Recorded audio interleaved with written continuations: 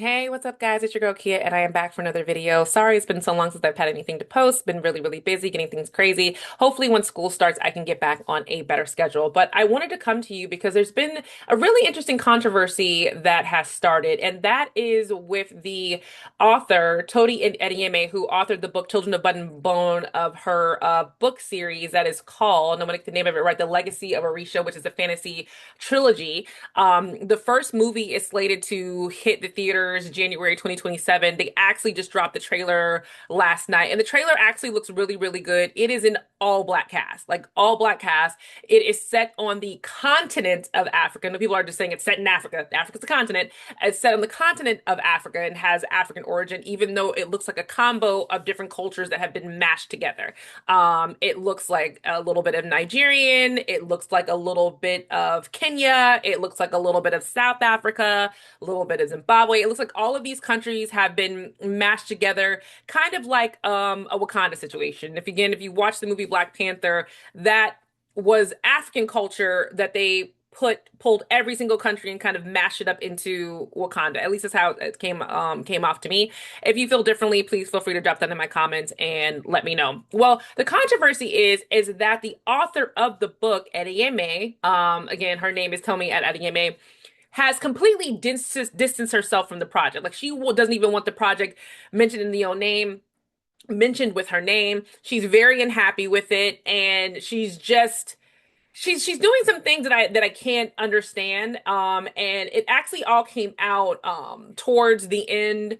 I want to say maybe the middle of March or something, where it came out where she had a horrible experience on the set and that she doesn't want to live through again. So let's get into it a little bit. So here's what was written on Variety.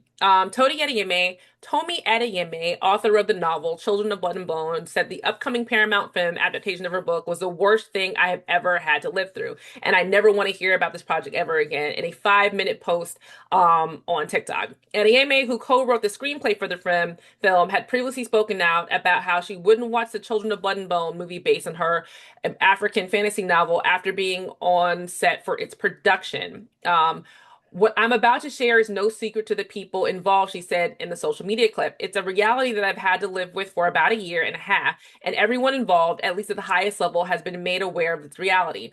And they haven't done anything to make it better. If anything, they've only antagonized me, and I accept that, but I also accept if I don't say something, I don't think it's just going to get I think it's just going to be worse. So from what it sounds like to me, because she goes on to say that she was hyperventilating, she was sobbing. This was just like such a horrible, visceral experience that she never wants to go through again. What it sounds like to me is that she got on set and she wanted to make changes to the script, maybe make changes to how set looks or something like that so that it matched more to the book. And she was told no. And I think for a lot of authors who have books that they have turned into films, I think a lot of them hate it because it's not going to be like the source material. So what happens with films is that they want to make sure that people who aren't necessarily readers will sit through the film. People who haven't read the book will enjoy the film. And that's a really interesting balancing act to follow. Because for me, for experience, I love the Harry Potter series, but I've only read the first 3 books, but I've watched all 7 movies. But all 7 movies are enjoyable for me. Now, do I know if those movies matched up to the book perfectly? I do not know that. I have no idea. But I watch the movies, I enjoy them. And I think that's what a lot of production people try to do when they adapt books from films. We've seen that with a lot of books. I mean, another example is R.R. Martin's George R.R. Martin and Game of Thrones.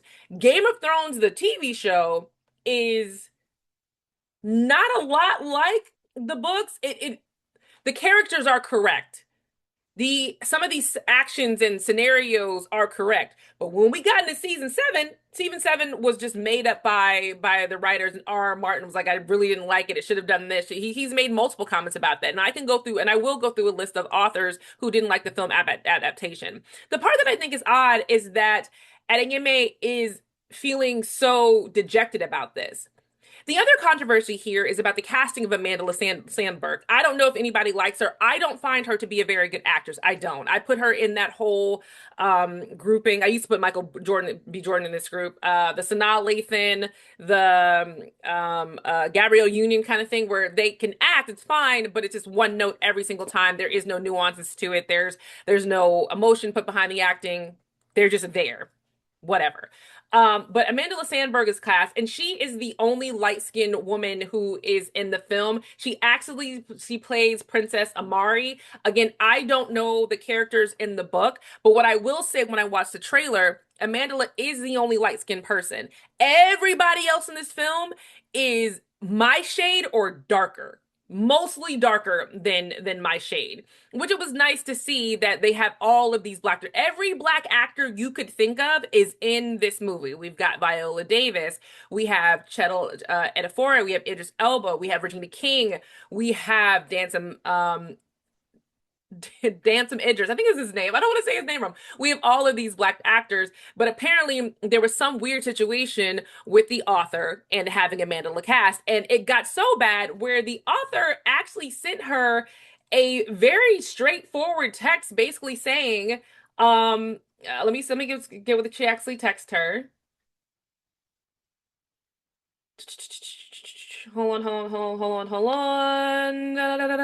want to make sure I said it right. Um,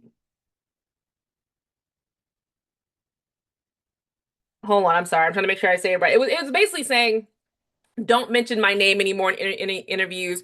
Don't mention me. Don't talk about me in the name of the film. Even though Amanda thought that it was okay that she was casted, she thought they had a good relationship. She's excited about the role. She's training for the role, 4 months into training, and then she gets this message from the author from Tomei. Um, and the author actually posted the end of the conversation asking Mandela not to mention her anymore in in interviews or on social media posts or anything. She's Chelsea's trying to just completely remove herself from this entire process, which to me, she's causing a bigger issue than it need to be. It is completely fine with you to not agree with the content, excuse me, with you not agree how the adaptation is going. Like I said, there are multiple people. There are multiple people who didn't like the adaptations of their books into films. I can go back as far as E.B. White, who hated how they made Charlotte's Web. Stephen King hated the way that The Shining, that movie, he did not like that film at all. That is not what he thought of when The Shining came out. Let me see who else. Mary Poppins, P.L. Travers, he hated how that movie was.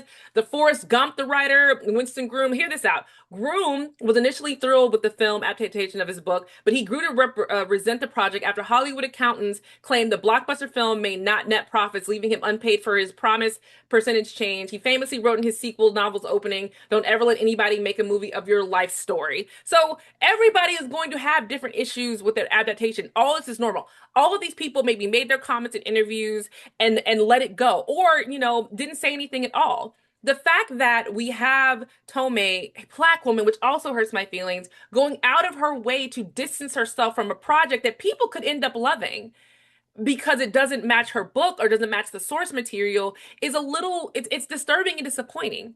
She was a part of the screenplay, and maybe they drifted too far away from the screenplay. I am not sure. It's just her actions that I find a little off. Her, saying, making posts about how bad it was on set and how she was hurt. Her posting screenshots of the responses to Amanda Sandberg for zero reason. You don't have to do that. You don't need to make the post and put it out there like that. And even her recent video. So I'm gonna go ahead and share my screen. She recently, after the trailer came out last night, because it came out yesterday, she posted a video, um, basically saying once and for all, don't ask me to make comments about this film. I'm never gonna make comments on it. I don't want anything to do with it. It's not me. It's not what I want. And a lot of people were caught off guard. So let's go ahead and I'm going to turn my audio on and we are going to take a look at our response.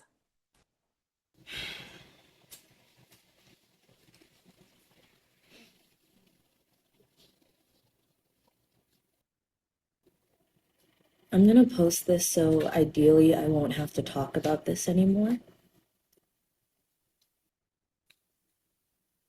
And what I'm about to share is not a secret to the people involved. It's a reality that I've had to live with for about a year and a half.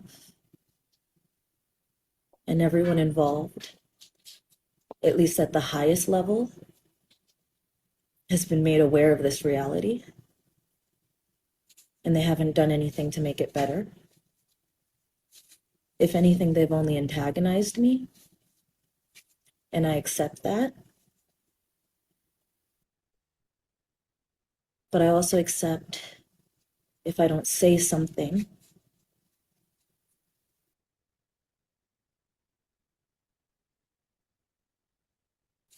I think it's just going to be worse.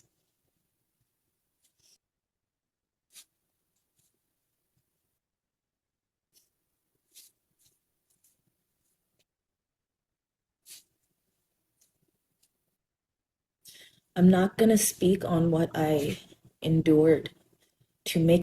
I'm just gonna pause it real quick because I have not watched this before. I hope the entire video is not her talking like this and making these long dramatic pauses to get out a couple of sentences because it's gonna be super duper annoying for me. But I will say is that this woman is really, really pretty. She's gorgeous. She's stunning here. I know she's talking about something serious that's happened to her, but is stunning. So that is my last time pausing. Let's keep going. It through the young adult trilogy,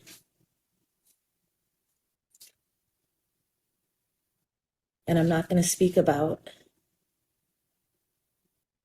everything that I also suffered through or endured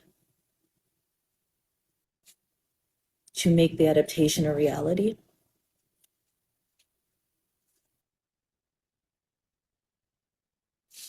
I'm actually only going to speak about what happened after I left that set of my own film adaptation, hyperventilating and sobbing. And there are many witnesses, so it's not really a secret.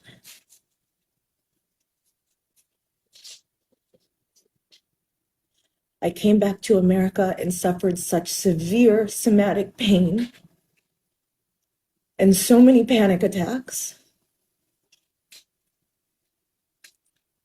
And I knew it was so bad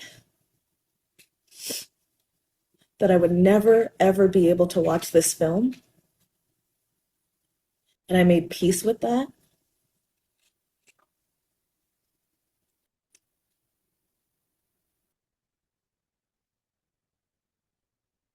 But as it is being marketed,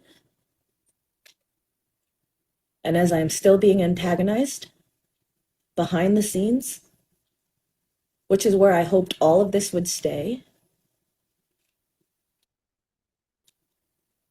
Let me just pause it right here because I don't want to lose this thought. I don't think she's being antagonized. I think what's happening is that the production company and the director are consistently reaching out to her, asking her to be a part of it. We don't need you to jump up and down and say that it's perfect, but we do want you to stand with the actors. We do want you to take pictures with the cast, on Variety or whatever, or Entertainment Weekly, or do one of their digital. I don't know if people remember the digital press covers where it looks like video and then it goes to a still image. We want you to show up on the red carpet. You don't have to sit through the movie, but we need you to do this. That's not necessarily antagonizing her, in my opinion, because I think that's what's happening. I don't think they're actively reaching out to her, calling her stupid, calling her dumb, saying, why aren't you doing this or why aren't you doing that? They need her to be a part of this so that it has some validity to the readers who read the book. Because yes, the film is going to do great with people like me who haven't read the series, though I will.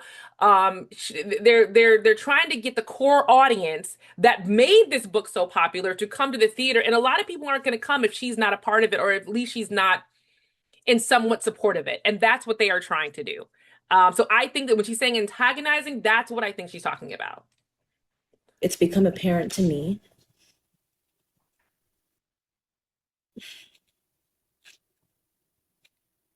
that that reality needs to at least be made known so that you guys can understand how this film, which I worked on to make it a little better for us to be alive, is also the worst thing I have ever had to live through. And I don't wish to speak on it anymore. I don't know if that's possible. I understand that I have a public presence and that this is a global project.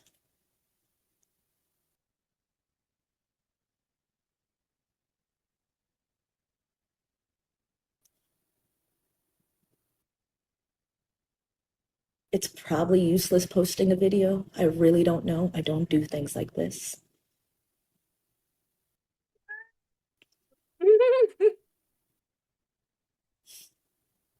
But I also understand that being silent about it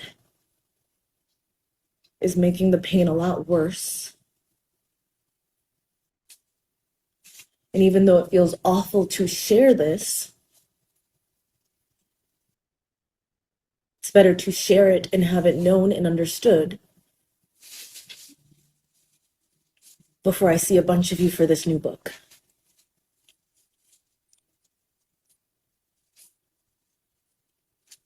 So please understand, I never want to hear about this project again. I don't have anything to say about the people who made it. I do not care anymore. I'm trying to move on. This video might make it worse, but I don't know how it can be any worse. So I'm just going to share that and let it live. Okay. I don't even know what I just watched. Um, I don't even know what I just watched. Like I said, I watched this for the first time with you guys. I had not seen her response video. She should never have posted this. The cryptic messaging, the not looking at the camera, the just the weird cadence, how she's speaking, it only makes her look like there's something wrong with her. Not that there's something wrong with the people in the production. And I know people can be like, well, everybody's different. Everybody is different. But when you're coming out with a video that's basically claiming that a production staff and a team of people are antagonizing you and basically abusing you and caused you to have massive panic attacks when you came back and how awful it was, you either need to come out and be clear to help other people not go through what you have to do or not saying anything at all. I get people are different, but this video that she just posted did not explain anything, didn't help, didn't help, it just made it worse for her. If she, to me, I feel like what would have worked for her if she could have come out in the video and say, "Hey, don't ask me about this production ever again. It was a horrible experience. I got into an argument with the director. There was a lot of back and forth with the other writers. I just feel like I wasn't being heard in the writers' room. So, they have the project, have at it. They did what they needed to do. I wish the best for all of the actors involved, and I'm done." That's fine. It could have been something simple. Instead of what she's making it seem like is that these people on this set went out of their way to make it hard for her, were abusive, just all these things that I honestly don't believe happened. I believe that she was just really unhappy with how her work ended up being on screen, that it was not how she envisioned it. As someone who is working on her first book right now, my first novel, I'm very excited. It is not YA, it's not fantasy. Uh, I have a picture of how these characters and how these scenes look in my mind, how the quote unquote vibe is.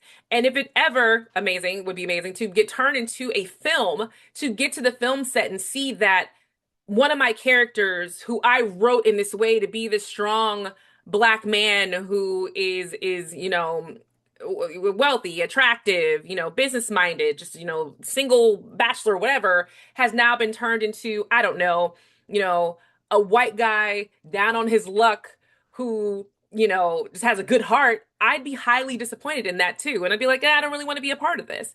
We saw kind of the same thing with the it ends with us situation. Even though that author, Colleen Hoover, should have spoke up a lot more, she didn't. And that film was nothing like her book. There was a lot of things that were off in that book. One of the most important things was that the main character, Lily, is now went from this flower shop owner who's struggling to get by to wearing $50,000 jeans and wearing Manila Blahniks and wearing these mismatched patterns of of expensive clothing. Was that how the character was written? So I get her disappointment. I just don't get her dramatization of everything. And maybe I know there's two sides to every story. There's something that we're missing, but the part that she's putting out there, it definitely isn't helping. I will definitely be going to go see the film, and I will be actually probably getting the audiobook. Probably listening to it while I run, while I work out, while I'm working at my desk, just so I can see the book. I don't think I'll actually buy the book, but I'll definitely do the audiobook, which I think she reads the audiobook, which is a beautiful thing. And I wish her nothing but the best. She has other books coming out, and I hope they work out. I don't think I think that she will probably have to distance herself from the entire film series, even if they go back to source material for the second and third movie. I don't think she'll be able to be involved with it because I think people now have a bad taste in their mouth, not only about her feelings towards it, but about her. So like and subscribe to my channel, drop them in the comments. Let me know what your thoughts are about this little issue and controversy. And if there are any other novels that you've seen that have been turned into films where the adaptation was like, I'm pretty sure the author is mad about this. But I'll see you guys in the next video. And maybe eventually, once my not transcript, once my first rough draft is done, I will come on and talk about my book. Okay, bye guys.